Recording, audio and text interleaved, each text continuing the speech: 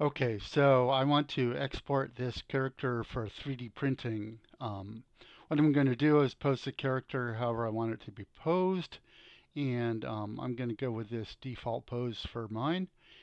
Okay, and so what I want to do is make sure that it's a watertight model, because right now there's holes in the face where the eyes are, and the mouth, and the clothing is separate layers and all that kind of stuff. So you need to really merge it all into one to do a successful 3D print. So it's watertight.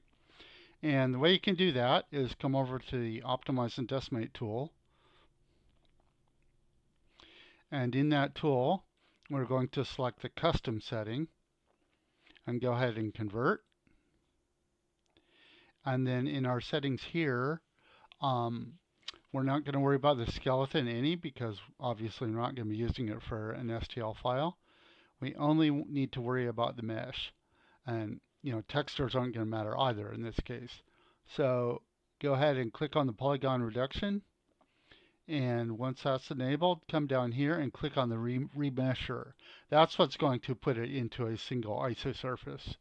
And it's a good idea to know what your original poly count is. So I'm going to step back out and do that really quick.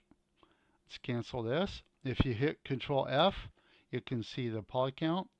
And so it says selected faces. I've got 77,000 and something. So that's going to be my target poly count. And the reason it's pretty high is because the hair, basically. So, and we want the hair. So now I'm going to do all that again. Come back here, custom, convert, go to mesh, remesh, and pick the maximum here. And let's make that like 78 or 79,000 just to cover everything. I think I'll make it 78. We don't need it 79. Um, and then that should give us plenty because remember we had internal polygons there too. And so this is just going to be the surface made up of 78,000 polygons. And for the mesh detail, you should put it at the highest and then go ahead and convert. And this will take a little while, so I'm going to pause my video and I'll be back. Okay, so we're just finishing up here.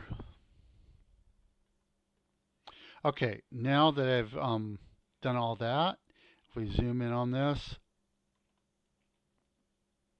oh, sorry, my screen recorder is slowing down my system. You'll see that everything is now one mesh. There's no longer separate eyes or anything like that. If we go over in our scene manager, Kevin is just a single mesh at this point. And then you want to go ahead and export this as an OBJ. It's kind of pointless to export it as an FBX. You're not going to be needing to pose it anywhere else, but you can if you want. So, but I would just go ahead and export it as an OBJ. OBJ and character with current pose, and go ahead and export that. You don't need any materials or anything, so don't worry about that. You're not deleting any hidden mesh because there's no hidden mesh at this point. And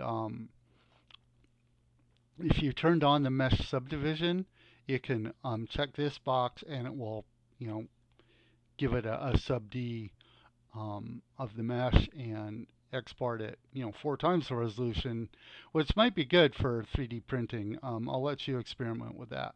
And then go ahead and click on OK. And there you go. And go ahead and save it. And that should take care of it. And see if that works better for you.